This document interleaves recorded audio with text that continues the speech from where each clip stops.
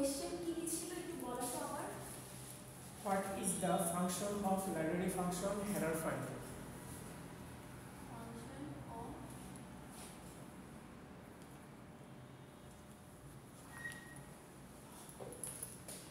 functions are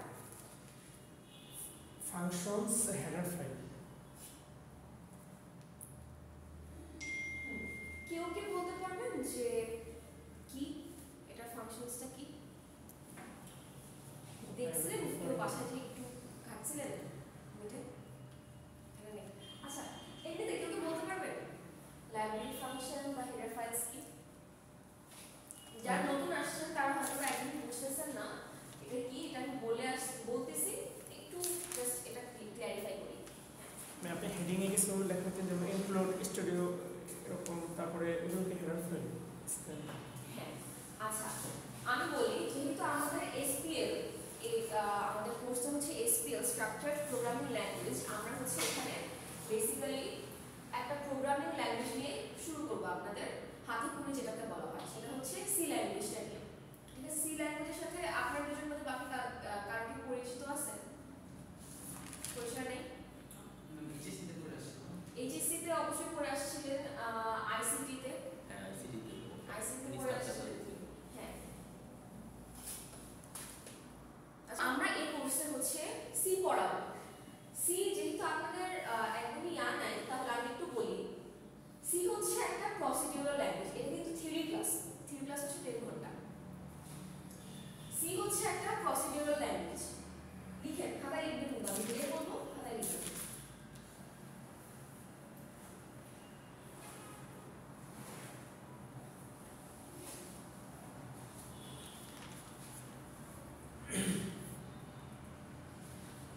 C procedural language. কে বলতে পারবে C procedural language কেন? পড়ায় আসছি, যারা পারেন তারা বলেন।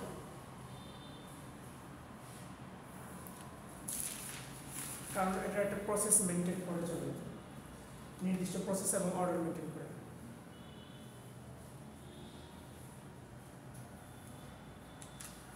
বেসিক্যালি সিটা হচ্ছে প্রসেসের উপর ডিপেন্ডেন্ট, প্রসেস বা অর্ডারের উপর ডিপেন্ডেন্ট। অর্থাৎ আমরা যদি একটা কোড লিখতে চাই, একটা ফাইলে কোড লিখতেছি সিতে, অনেক কিছু ধরেন 1 2 3 4 এরকম করে 10টা লাইন পর্যন্ত ইয়া করছি।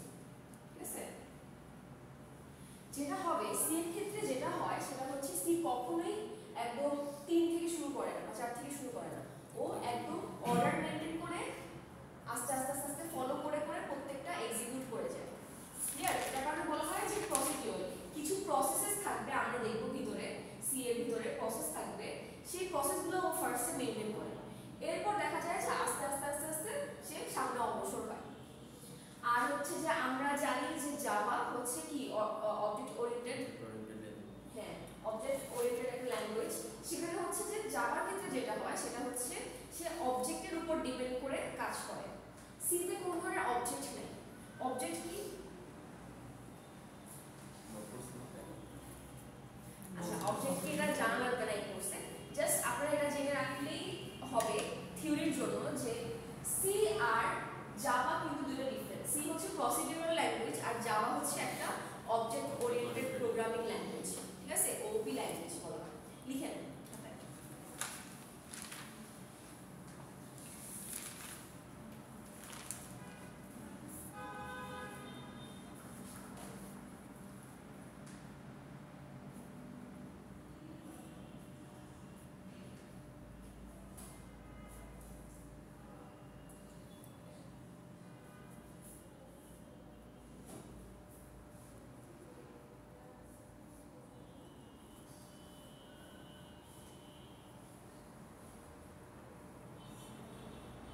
লিসেন। আচ্ছা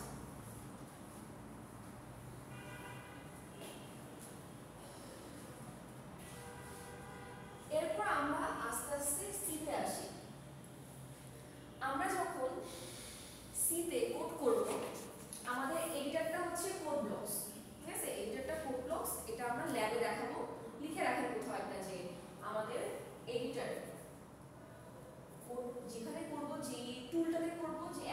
সফটওয়্যারটাতে করব সেটা হচ্ছে কোড ডক্স। ঠিক আছে,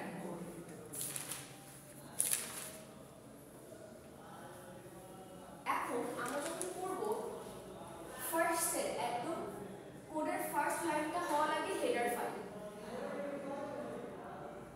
হেডার ফাইলটা লিখতে হয় এইভাবে। এখন কোশ্চেন হচ্ছে এটা কি কিছুই বুঝতেছি না, হেডার ফাইল কি।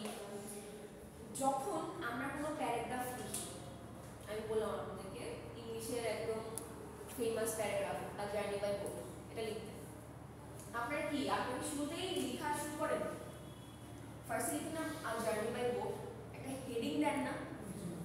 এক্স্যাক্টলি আপনাদের এই সিতে যখন এটা লিখতেছেন, হেডার ফাইল যেটা লিখতেছেন, এটা কি বলা হচ্ছে হেডার ফাইল। একটা আমি যেগুলো বলতেছি সব লিখবেন কিন্তু খাতায়। সো যখনই ফার্স্ট লাইনটা আমাদের হেডার ফাইল হচ্ছে, সেটা মানে হচ্ছে এটা একটা হেডিং দেওয়া।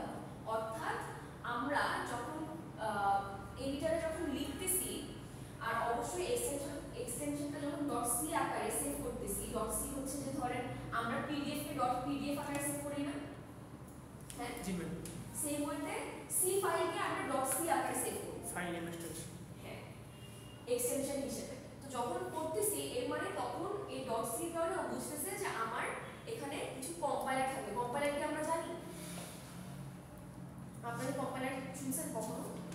পড়ে আসার কথা এইচএসসি তে কম্পাইলার ইন্টারপ্রেটার শুনছি, নাম শুনছি, নাম ওটা শুনছেন? কি কাজ এক্স্যাক্টলি? হ্যাঁ, তো কম্পাইলার হচ্ছে কি করে, কম্পাইল করে, as simple as that.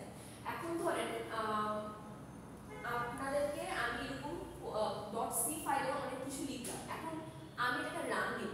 Run দেওয়া মানে হচ্ছে এক্সিকিউট করা, বা আমি যে লিখছি এটাকে তুমি এখন সামনে আনা, কার্যক্রম করো। সো কার্যক্রমটা কে করবে, আমি করবো নাকি কম্পিউটার করবে?